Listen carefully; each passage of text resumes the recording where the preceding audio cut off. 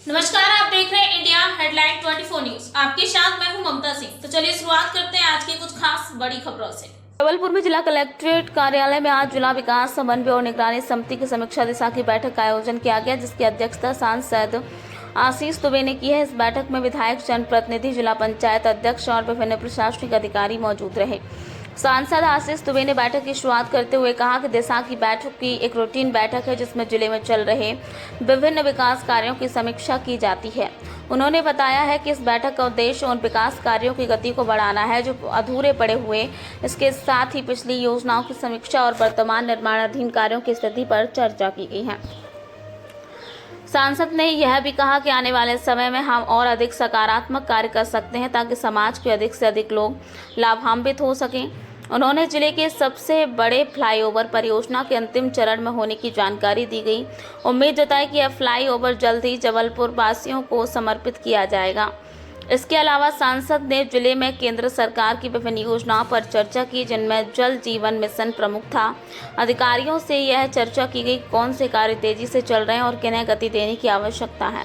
बैठक में मौजूद जनप्रतिनिधि और अधिकारियों ने इस बात पर सहमति जताई कि जिले में हो रहे विकास कार्यों की गति देने के लिए सभी विभागों को मिलकर काम करना होगा।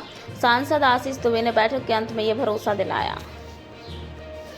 बैठक रही, क्या चर्चा हुई और क्या विकास कार्यों को गति मिलने वाली है? देखिए, दिशा की हमारी एक रूटीन बैठक होती है और उसमें हमारे समस्त जनप्रतिनिधि, हमारे जिले के विधायकगण मौजूद थे, जिला पंचायत अध्यक्ष थी, हमारे अधिकारीगण रहते हैं और विकास कार्यों की योजनाएं जो चल रही हैं, विकास कार्य जो चल रहे हैं जिले में, उनकी समीक्षा और आने वाले समय में उनको हम किस तरीके से गति देकर पूर्ण करें, इस पर विचार और आगे की कार्य योजना बनती है। और आज मुझे लगता है कि लगभग 3 घंटे हमारी ये दिशा की बैठक चली है, जिसमें निश्चित रूप से बहुत सारगर्भित बातें निकल कर आई हैं।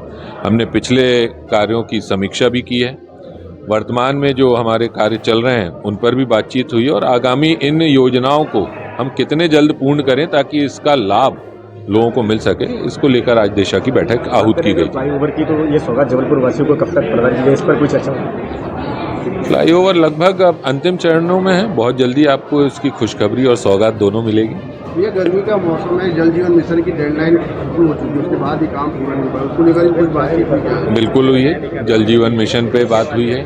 सभी विभागवार, सभी विभाग के हमारे अधिकारी थे और विभागवार बातचीत हुई है और सभी जगह हमारे काम चल रहे हैं, समीक्षा हुई है। कहीं कोई कमी है तो उसको ठीक करने पर विचार हुआ है, कहीं तेज़ी लाने की आवश्यकता है तो उसको में तेज़ी भी लाई जा रही है और कहीं काम अच्छा चल रहा है तो उसको और हम कैसे बेहतर कर सकते हैं, इस पर भी विचार हुआ। आज पुराने रिकॉर्ड रूम का भी आपने निरीक्षण किया, किस तरह सुविधा मिलेगी लोगों को? मुझे लगता है कि मैंने वह रिकॉर्ड रूम भी देखा है जो अव्यवस्थित होता था, लेकिन आज मुझे वहाँ जाने के बाद मैं ऐसा मानता हूँ कि मुझे विश्वास ही नहीं हो रहा था कि मैं उसी रिकॉर्ड रूम में हूँ। जिस तरीके से उसका कायाकल्प किया है, इसके लिए मैं कलेक्टर महोदय को साधुवाद देता हूँ। निश्चित रूप से उन्होंने एक अच्छा, वैसे भी वो नवाचार के लिए जाने जाते हैं, और जब वहाँ जाकर हमने देखा कि किस तरीके से रिकॉर्ड को व्यवस्थित रखा गया है, किस रैक में रखा गया है, फाइल नंबर क्या है, और उसको रखने के साथ साथ उसको ऑनलाइन उन्होंने